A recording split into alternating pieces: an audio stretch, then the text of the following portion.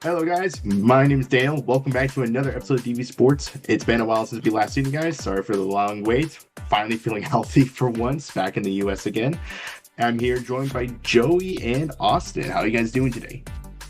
If I can quote something that's taken over the internet recently, sorry to keep you waiting.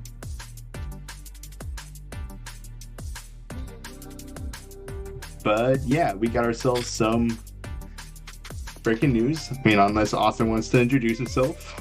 Yeah, no, I'm doing well. Only got a couple of weeks before I go back up to college. Actually, less than 2 weeks now, because Tuesday made it 2 weeks. But yeah, ready to get back and just enjoying what I'm doing right now. College is around the corner, and you know what that means. It gets closer and closer. Time for some 2KU, baby. But Yeah. that's not what we're talking about here for now. That's going to be our show right after this, because we are splitting this up into two, because right now we got some breaking news coming out of the world. First up, let's first talk about some old news to talk about. It is all going to be about FIFA right now, but congratulations to Spain, to España, 2 stars, beating Argentina in the USA. So Zane and I celebrated because Michigan won the Natty in a previous episode. You're celebrating this episode because Spain won the World Cup. The Panthers are winning the Super Bowl, maybe? Yes, maybe. That would be awesome. Ignore the fact I have a Seattle Seahawks Or maybe the shirt Braves on are right winning now. the World Series. It's one of the two. The Pigberry's next is our point. Well, I actually know the Hurricanes won the Stanley Cup and Arsenal won the league. Oh, yeah, you did get the Canes winning the Cup. I got 2 Yeah. this year, so I'm probably We doing missed nothing. that, by the way. We were on a bit of a hiatus in the meantime. The Canes won the cup. The Knicks won the final. But that's crazy still. Yeah. I was watching. I was in call with some buddies, and we were like listening to the radio, the police intercom, and the city. It was Arkham. It was or Gotham. It was insane. Yeah, and I mean, I was starting to think like, man, we're seeing the Knicks are winning, the Carolina, they won. Is England coming home? But no, unfortunately. Well, I wouldn't put the Hurricanes in like the "It's Our Year" crowd. We've all seen the image, right? Yeah. But Arsenal It's coming and the home! Knicks were most definitely in the "It's Our Year" crowd. They were in that graphic. Yeah. So I was was like- it coming home? I was scared the Dallas Cowboys were going to join the list. It's like, oh no. Yeah, the Cowboys are on that list. Who else would it be? I guess the Yankees or Mets would be The on that list. Yankees, Yeah. Mets, the Maple Leafs, Ferrari, and F1. Ferrari's doing well, I think, aren't they? They're doing well so far, yeah. I don't know. I don't watch F1. I that's why I was talking to one of my buddies. We'll have to have him on the show at some point. They know a lot more about F1 than I do. We need to get a resident F1 guy. Yeah, We got a gotta resident breed some dirt racing. racing guy here. The only racing I know is about Lightning McQueen, my goat. Let's break some news. What's going on in the world of soccer? Yeah, so yesterday or the day before that, when we were recording this, it was just announced that they might be looking at having private equity going to the World Cup. Now, outside of like who they were saying was going to be the ones to be big investors, which some were rumors, some were sort of confirmed. So outside of that politics and stuff like that, there was a lot of outrage coming around from the world. So I want to get your guys' opinion. What do you guys feel about that? I honestly am not too knowledgeable about what private equity being in the World Cup means, or like what it what it entails. Because like, I would assume private equity is already in all of American sports, but that's just kind of how those things work. Here's my take on it.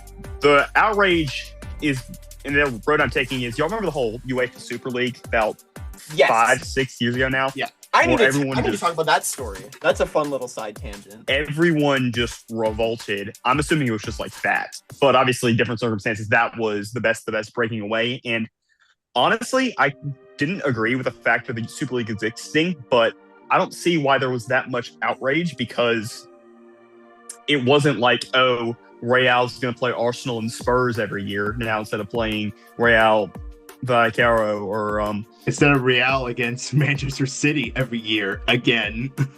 Yeah, no, it was just like the Champions League Deluxe Edition is what it was. That's not what they were proposing though for ESL. ESL was supposed to be an NFL style league without relegation, without all that, and they would have just played each other, I believe.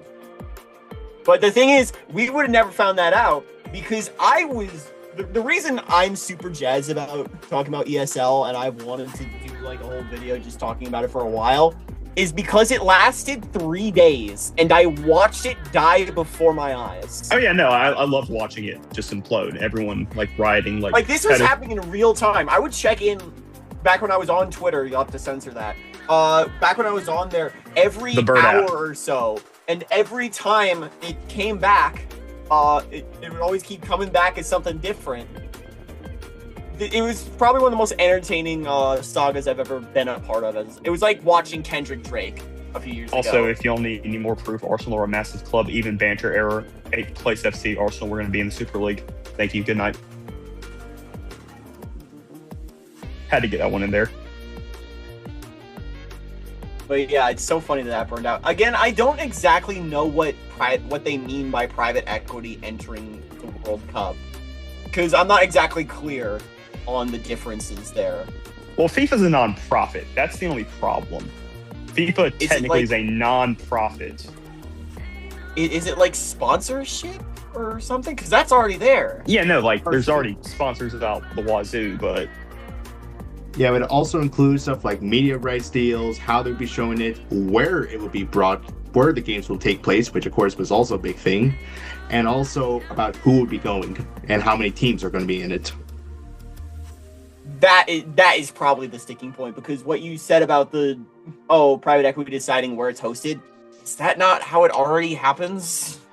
It's more like countries now, they take bids on it, and then it can kind of group together, as we're seeing now with more and more bids. Like, I believe it was just also announced like a few days ago before this entire thing that Germany announced they want to put in a bid for 2038, I believe.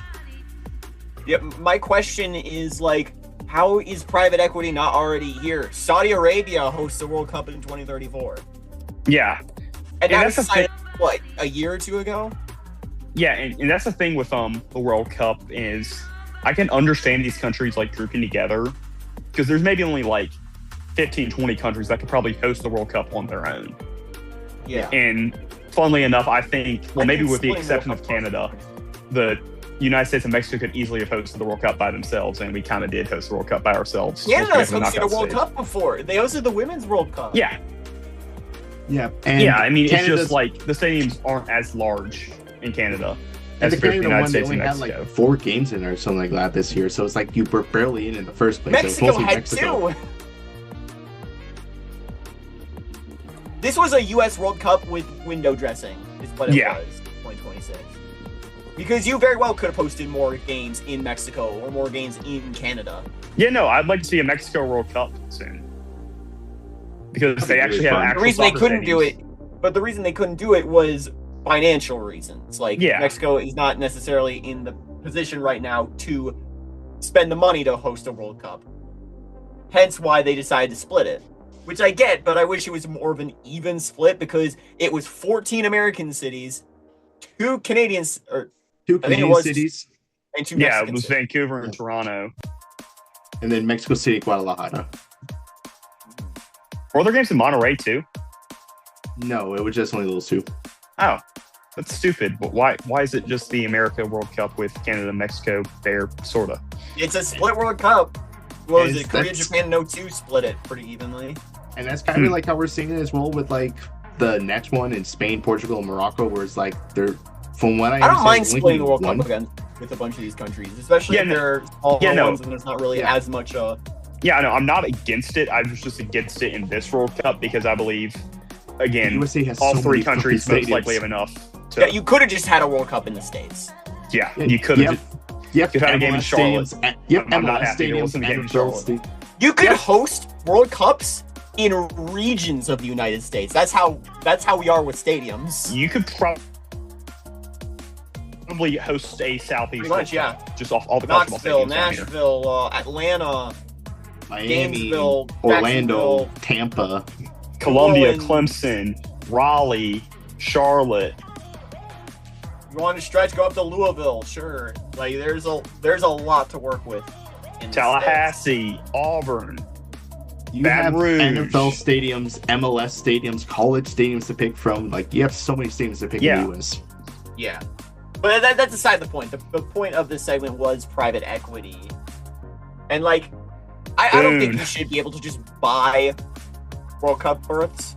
I feel like it should be decided, like what could act, because like, let's say a country puts all their chips into this, and then and then this happens, they're flat broke after that. So some country who is really desperate could just throw a heaping shit ton of money towards a World Cup and be burnt. Which it probably would mean that the World Cup would be going to Dubai in this situation. Guys, World Cup Qatar Part 2, Electric Boogaloo. They would. They're trying to get the Olympics in Doha. They definitely can. I can see that coming like in 2030, probably 2031. I'm biting my nails because I know that the World Cup is going to Riyadh or somewhere in that in Saudi Arabia by 2050, I'd say. Or the Olympics also are going. Can we get a Denmark, Belgium, Netherlands World Cup? Denmark, Belgium, Netherlands? There's enough stadiums. You can do it. They're not next to each other. Oh, Denmark. You're thinking of? Are you thinking of Luxembourg? yeah, Luxembourg. Just The Benelux? Benelux. Yeah, Benelux. Denmark is over there. Yeah. Yeah, no. We can take a boat. A Scandinavia World Cup though. Yeah, Scandinavia That World could be Cup. fun. The whole British Denmark, Isles World Cup. Sweden, I Finland, think we're Norway. getting a British Isles Euros in a couple of years. I can Easy see do it. a you could do a UK Ireland one. That could be an Yeah. easy one. That would technically mean that we'd have 6 hosts. That would be a I weird thing to work mean- out. I mean, next World Cup, the qualifying matches, the first matches are going to take place in South America. Yeah, but at the same time, they are still qualifying for the cup, whereas 6 host nations are just thrown in there. Because you have the UK, or because it's not the UK, it's England, Northern Ireland, Scotland, Wales, Ireland. That's 5, but point still stands. Unless you want to be really crazy, Faroe Islands are Danish. Sorry. Which I'm going to question about how it's going to work for the next one, because I know the first match is going to take place in Argentina, Paraguay, and Uruguay. And then it's going to take place in Spain, Portugal, Morocco, which is going to be like, okay. I don't know. They're going to qualify those teams. I mean, I Morocco- thought we the know Argentina's gonna 1930 make it. centenary thing was just like a bonus. I mean, we know Argentina's going to make it either way because it's All 3 Argentina of those nations and are money. probably going to make it. Yeah. So, Yeah. It'd be then very funny if Brazil misses out because of it. that It's would gonna be so really funny when we expand the World Cup to 100 teams, and St. Italy Lucia still- knocks Italy out still doesn't Italy make it. in the playoff. That'd What be do you fun. mean? What do you mean? Italy's not going to make it still. Yeah, it'll Yeah, be funny if yeah, Italy playoff. doesn't. Why are they even making the playoff? Italy's not going to make a World Cup, even if it is 100 teams. They'll find a way. They always do. Come on, guys, don't worry. We're gonna see Easter Island against Switzerland or It's Liechtenstein. that The Onion March Madness skit. Yes, but there's no Italy. Mm-hmm.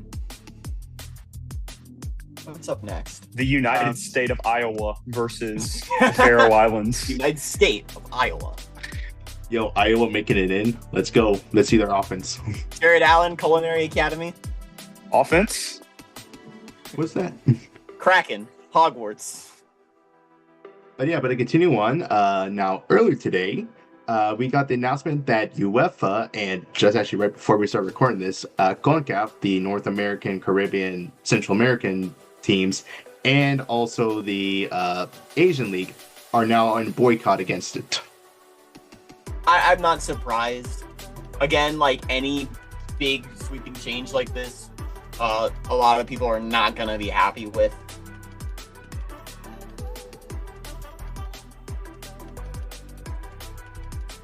Yeah, so I'm now interested to see how are the other ones going to react to this, because those three were like lapped to it. So I want to see how the African League is also going to respond to it, and also the South American one, because CONMEBOL didn't say anything.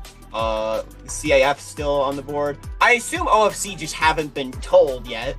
I don't think the OFC cares. The OFC right now is because Argentina. Knowing FIFA, knowing Australia FIFA, is in. they just treat the OFC like it doesn't exist. Yeah. Still no automatic birth. Yeah, Australia's in I believe they're in the Asian. They're AFC. Yeah, Australia's in Asia now for football, and it's just the New Zealand league. But I don't think they'll care.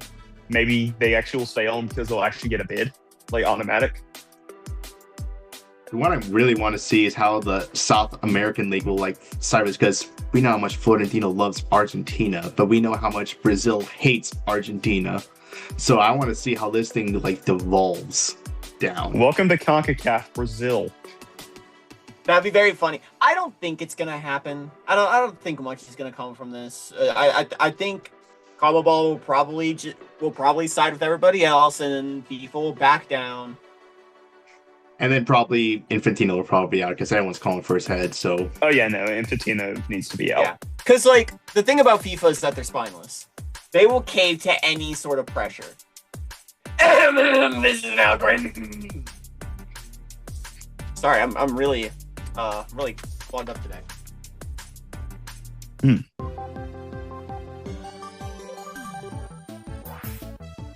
Hello, this is post-production Daniel here, and we got ourselves some breaking news on this. So, after a couple more leagues decided to also boycott, joining UEFA, FIFA, and the Asian League, they all decided to join this boycott, and now Infantino's announced that they will not be going forward with the plan to sell stakes in this.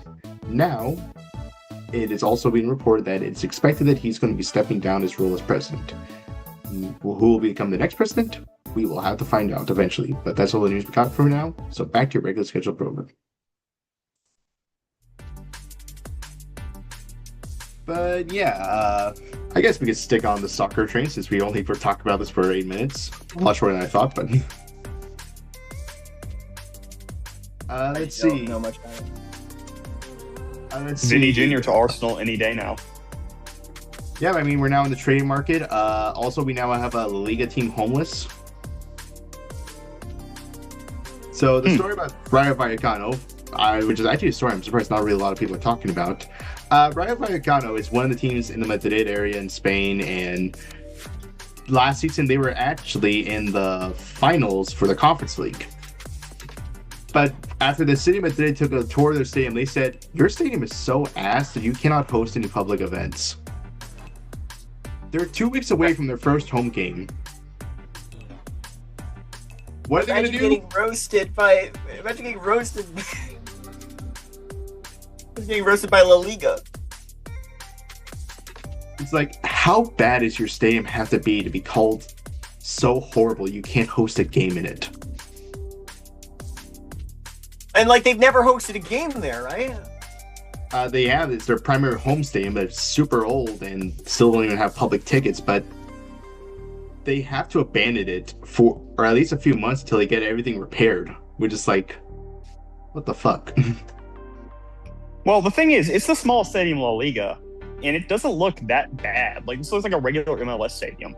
This looks fine. I don't know what the issue is. Is that they have a hard time with running water, no online ticketing. Apparently there's a lot of trash all over the place. What the pictures says it is. That'll do it. But it's like, how did you guys just finish the season and decide to just go home? This just looks like a stadium in the championship or MLS. I know obviously the other problems, but yeah. My question is, as FIFA, as an organization, or La Liga rather, as an organization that does promotion relegation like this, how do you not expect something like this? But also they're part of the first division, which I'm sure they all would have thought you should have taken better care. But they're not new to the first, or they're new to the first division, right? No, they've been here for a while. Okay. Yeah, no, they finished 8th. Yep, they appeared in the conference final, which means they did even better the season before that. I believe they were promoted up to the first division like 3 years ago, I believe. If I'm remembering that correctly. They finished above clubs like Sevilla and Atletico Bilbao this year. Yeah, so And Valencia. So let's see what happens to you, Rayo. Let's see where you go from here and where you call home.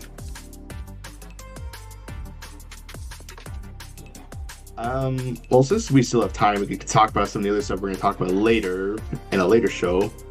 Yes, Portales did not leave Getafe. He makes Diego Simeone look like he plays free-flowing tiki-taka. All right, so a topic we haven't talked about here in a while, UFL. Congrats to the Kings. I don't think we mentioned it, but Kings are UFL champions. The first season of professional sports in Louisville, and they got a champion out of it. Whew. That's what having good attendance will do for you. And here's what having bad attendance will do for you. You'll get kicked out of the league. Yeah, so earlier today, it was just announced that Houston, which everyone thought was going to happen last season, they were basically kicked out. But the most shocking one of them all, Birmingham. Yeah, it's unfortunately not too shocking if you actually looked at attendance. Like, yeah. The problem is Birmingham had everything going for it. There's no professional ball of any kind to distract from it. You're out of the fall, so you don't have to compete with college or whatever. From my recollection, the college basketball squads weren't doing the greatest in Bama either. There was pretty much no other distraction, and they still couldn't get good attendance. No pandemic to worry about anymore. Everything lined up in their favor, and they still were struggling to find attendance. It is unfortunate seeing as how well this team did play-wise, but this should have been expected. Yeah, my surprise is that they did Birmingham and not Orlando, because Orlando has struggled with attendance the whole time. Yeah, Birmingham's really problem started a couple years ago when they were still pretty good. And this year was just abysmal, so no one showed up. And they kind of lost their identity. Like, they changed the uniforms, too. It made them, like, as a casual fan who would consider themselves a Stallions fan, like, it looks stupid. And it's like, I don't really care. They're bad. I'm not going to watch them. But, like, when it was Jamar Smith and Alex Magoo and Skip Holtz leading the crew there, they were great. They had great ratings, I'm assuming. And they had a decent, like, they had at least the stadium halfway full. But, like, it's bad like when this, you have to do well to survive. Yeah. We're not at a point. This league is not at a point yet where you can have a set of teams that stick around. I hope it gets to that point, but for now, it's not going to get that way. What is promising is the fact that there are teams that have been stable. St. Louis, Louisville, DC. They have all had very good attendance. And DC is very promising, seeing as it's a city with a professional football team. Yeah, I mean, it is also kind of interesting because we'll see like Columbus, who actually did pretty well this season for their first one. Orlando, despite having some attendance problems, was their first season. They still at least performed good enough. And you got, of course, Dallas. But now, time for the big question. What's next after this for you guys? What do you guys think is next? I'll say first, before we get to that, Houston, absolutely no surprise whatsoever. They have had abysmal attendance with the Gamblers. But for cities that could have it, I don't see them straying too far from their current geographical imprint. The UFL says they want to be 10 teams by 2028, including that OKC team coming up. I don't think one of these teams is going to be the Oklahoma City team when they relocate. But right now, if I were to look at a map,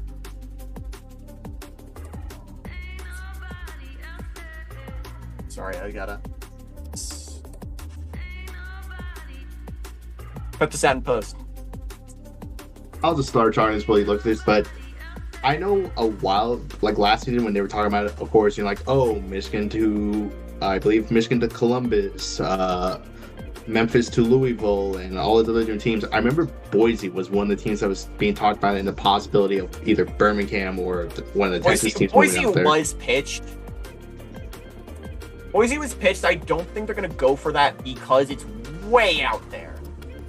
And right now, they want like a stable geographical footprint in order to work on. I think they're going to stay mostly east of the Mississippi. With Houston off the table, they could maybe move inward to Austin, though maybe it's just Texas at large is not great because Arlington didn't have great attendance either. But where are you playing in Austin? You're not going to play at DRK Royal. Q2. Yeah. They want to go to Soccer Stadium. Oh, yeah, my bad. Pitch. I think for seeing one as thing, Birmingham didn't work out. I think for one thing that could definitely be a possibility is I'm not sure how it still works with the USFL teams, but why not New Orleans? You do have Yeoman. The issue is being an NFL team. It might be history repeating itself with something like Houston. Though thankfully, the difference between the Texans and the Saints is that the Saints are garbage. So maybe a team in New Orleans could work out.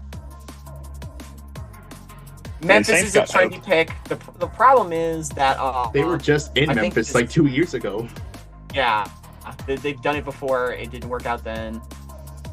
I don't think they're going again in Florida.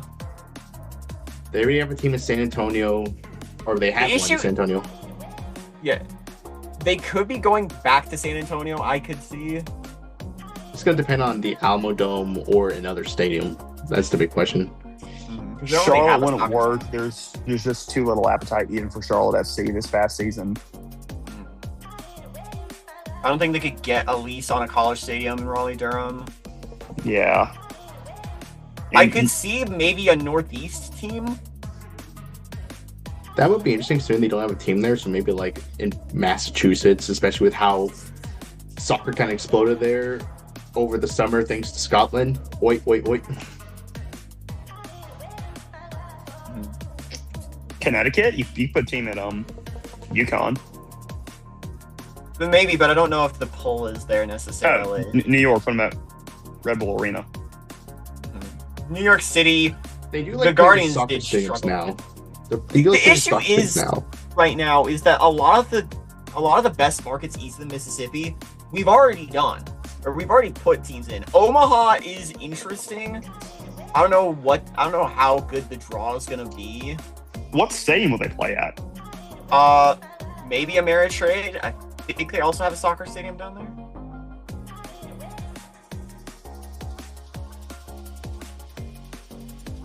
Yeah, so it's the either UFL just fold, guys.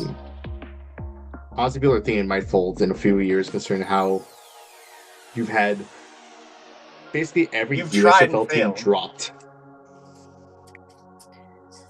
You lost the heartbeat of the league when you lost the Stallions, even though attendance was dwindling, whatever. The heartbeat of the league was the Battlehawks. Let's make one thing clear. This is the one team that has, in every single one of its incarnations, sold out. Well, it's because they still hate the NFL, but the only other market that would still have that hate is probably San Diego, but that's too far west for them. My thought is the one real opportunity you would have, or the best opportunities you would have, are out west. San Diego is a natural fit. Salt Lake City might be an interesting spot to go back to. You mentioned Boise, Sacramento, or Oakland. That area up north in NorCal, that's a very interesting potential spot. Portland, that's one doesn't have one. Portland doesn't have a team. You could also potentially plant teams out west in a market that's struggling. Phoenix. Salt Lake City? I already said Salt Lake City. But... my bad. Yeah.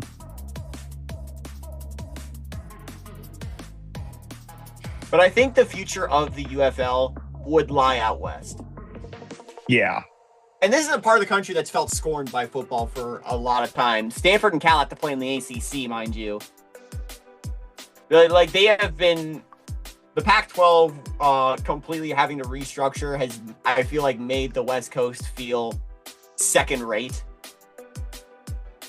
And I think having a league that looks out there instead of in the East, so markets that are let's be real, kind of oversaturated with football. I think that's a good place to look. Yeah.